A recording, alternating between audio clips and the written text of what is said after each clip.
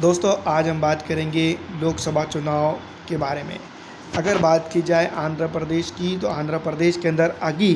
आज ही अगर कभी लोकसभा चुनाव हो जाते हैं तो कौन सी पार्टी कितने सीट जीती है। सबसे पहले मैं आपको बता दूँ 543 सीटों में से 25 सीटें लोकसभा चुनाव की आंध्र प्रदेश से अकेले से आती है।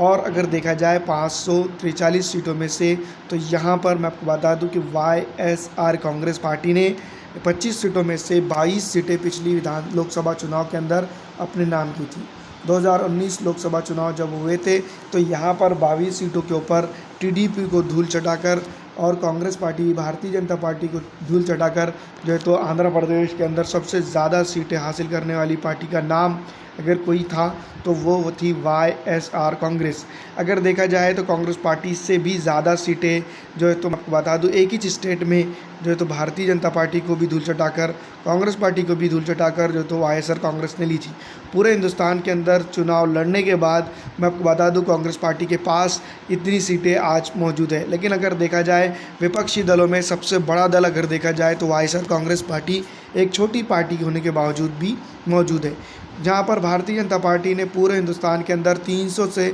ज़ायद सीटों के ऊपर कब्जा जमाया था। अगर एनडीए की अगर बात की जाए और यूपीए की अगर बात की जाए तो यहाँ पर आंध्र प्रदेश के अंदर दोनों ही महागठबंधन का एक भी जो है तो प्रत्याशी चुनकर नहीं आया है। इस बात को हम समझ सकते हैं। ये अलग बात है कि उस वक्त टीडीपी इनके साथ थी, लेकिन फ़िलहाल टीडीपी जो है तो एनडीए के विरोध में है। और ये भी बात सही है कि वाईएसआर कांग्रेस पार्टी के नेता जगनमोहन रेड्डी ने जो है तो प्रधानमंत्री ये प्राइम मिनिस्टर की चुनाव के दौरान जो तो मैं आपको बता दूं कि बहुत सारी जगहों पर जो है तो भारतीय जनता पार्टी का सपोर्ट किया है। यही नहीं, प्रेसिडेंट इलेक्शन के अंदर वाइस प्रेसिडेंट इलेक्शन के अंदर भी जो तो जगनमोहन रेड्डी ने और टीडीपी की पार्टी ने जो तो तेलुगु देशम पार्टी ने जो है तो पूरी तरह से भारतीय जनता पार्टी को और भारतीय जनता पार्टी समर्पित जो है तो प्रत्याशी को जो तो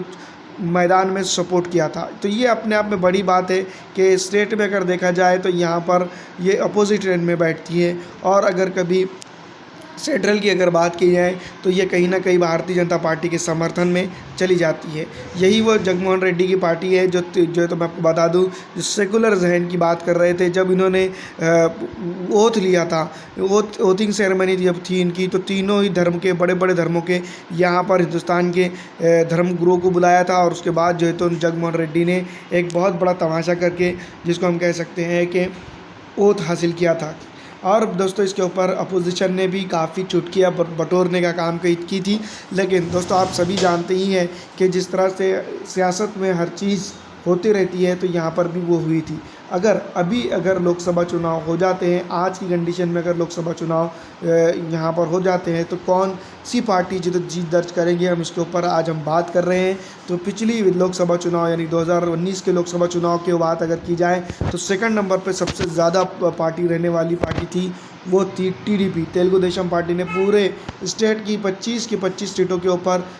जो तो प्रत्याशी उतारे थे। अगर देखा जाए तो एनडीए के साथ गठबंधन में थी, तो जिन सीटों के ऊपर जो तो उन्होंने प्रत्याशी उतारे थे वो सेकंड नंबर पर आई थी। भारतीय जनता पार्टी की अगर बात की जाए तो और कांग्रेस पार्टी की अगर बात की जाए तो कांग्रेस पार्टी और भारतीय जनता पार्टी ने नोटा से भी कम वोट जो तो बहुत सारी जगहों पर हासिल किए थे। लेकिन तेलुगु देशम पार्टी और जगनमोहन रेड्डी की वाईएसआर कांग्रेस पार्टी के बीच में पिछली लोकसभा चुनाव के अंदर जो है तो असल मुकाबला देखने को मिला था, जबकि तेलुगु देशम पार्टी का वर्चस्व था और तेलुगु देशम पार्टी उस वक्त सत्ता में भी थी आंध्र प्रदेश की। लेकिन फ़िलहाल दोस्तों मैं आपको बता दूं कि भारतीय जनता पार्टी के साथ 2019 में जाने की वजह से जनता के बीच में कंट्रोवर्सी क्रिएट हुई और तेलुगु देशम पार्टी को जो तो भारतीय जनता पार्टी के साथ जाने का खमियाजा यहाँ भुगतना पड़ा और 3 ही प्रत्याशी उनके लोकसभा चुनाव के अंदर चुनकर आए थे। और ये तीनों ही प्रत्याशी के अगर देखा जाए ज़मीनी हकीकत या वो किसी न किसी तरीके से राजनीतिक घराने से यानी कि तेलुगु देशम पार्टी के राजनीतिक जो है तो घराने से आए हैं, या फिर मैं आपको बता दूं कि कहीं ना कहीं जो है तो उनका पुराना वर्चस्व रहा है। अगर तेलुगु देशम पार्टी की अगर वर्चस्व की बात की जाए तो खुद के वर्चस्व से कोई भी प्रत्याशी यहाँ पर चुनकर आने में कामयाब नहीं हुआ था। तो ये बहुत सारी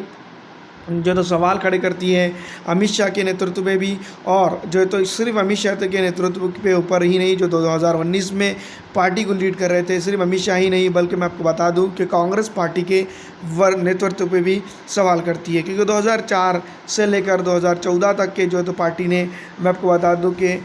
UPA 1 UPA 2 के ने हुकूमत की थी, और जो तो यहाँ पर पूरी तरह से सुपड़ा साफ उनका हुआ था। जबकि UPA 1 और UPA 2 के अंदर जो तो आंध्र प्रदेश के अंदर मैं आपको बता दूं कि कांग्रेस पार्टी के काफ़ी प्रत्याशी चुनकर आए थे। UPA 2 UPA 1 के अंदर जो तो आने के बावजूद भी जब लोकसभा 2014 होता है तब वहाँ पर जो तो कांग्रेस पार्टी का वर्चस्व गिरना शुरू होता है, और 2019 तक जो तो ये वर्चस्व ख़त्म हो जाता है। इसका मतलब साफ है कि दूसरी कोई पार्टी का यहाँ पर वर्चस्व नहीं है, और जो तो साउथ के भाईजान कहे जाने वाले असदुद्दीन अवैसी साहब का भी यहाँ पर जो तो वर्चस्व नहीं है। लेकिन दोस्तों फिर किस पार्टी का वर्चस्व यहाँ पर आने वाले लोकसभा चुनाव के अंदर होगा, इसके ऊपर हम चर्चा करेंगे। तो दोस्तों मैं आपको बता दूँ कि फिर एक बार जो तो यहाँ पर सीधी भिड़त जो है तो मैं आपको बता दूँ TDP और जो है तो मैं आपको बता दूँ YSR कांग्रेस की तरफ देखने को मिल सकती है। तेलुगु देशम पार्टी और TRS पार्टियाँ जो तो आंध्र प्रदेश के अंदर एक वक्त में भारी पार्टियाँ मानी जाती थी, लेकिन जैसे ही जो तेलंगाना अलग हुआ तो TRS तेलंगाना में सीमित रह गई, और TDP जो तो तेलंगाना के अंदर भी वो अपोजिशन में बैठी हुई थी एक वक्त में, वो वहाँ पर सुपड़ा साफ होती हैं, और तेलंगाना के बाद जो है तो TDP आंध्र प्रदेश के अंदर सत्ता में रहती है, भारतीय जनता पार्टी के साथ वर्चस्व कोऑर्डिनेशन करती है, और उसके बाद जो है तो यहाँ पर भी साफ हो जाती है। और नरेंद्र मोदी के वर्चस्व को देखते हुए अगर देखा जाए तो 300 सीटों पे यहाँ पर जीत दर्ज करने वाली पार्टी यहाँ पर महज जो तो 3 सीटों के ऊपर आ जाती है, यानी कि 3 सीट वो भी लेती है कौन, TDP तेलुगु देशम पार्टी हासिल करने में कामयाब होती है। तो कहीं ना कहीं ये सवाल उठाता है नरेंद्र मोदी के वर्चस्व पे, नरेंद्र मोदी के जो तो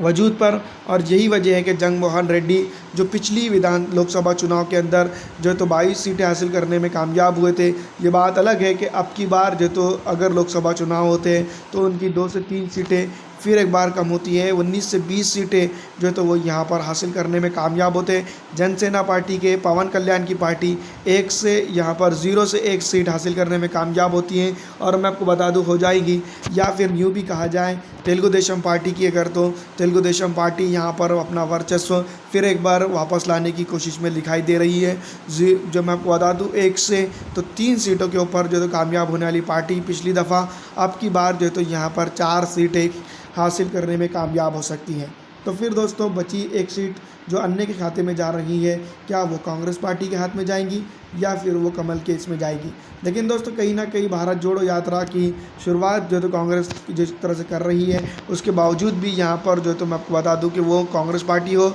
या भारतीय जनता पार्टी हो, यहाँ पर जीत दर्ज करने में बिल्कुल ही कामयाब नहीं हो रही है। तो ये अपने आप में बहुत बड़ी बात है कांग्रेस पार्टी के लिए भी और भारतीय जनता पार्टी के लिए भी, क्योंकि वो यहाँ पर वर्चस्व की लड़ाई में काफ़ी पिछड़ चुकी है। और अगर कहीं ना कहीं अगर देखा जाए तो जो नॉर्थ में यानी कि साउथ की अगर बात की जाए तो साउथ में सुपरस्टार या फिर बॉस साउथ के अगर देखा जाए आंध्र प्रदेश के हिसाब से तो जगनमोहन रेड्डी ही है, और नॉर्थ में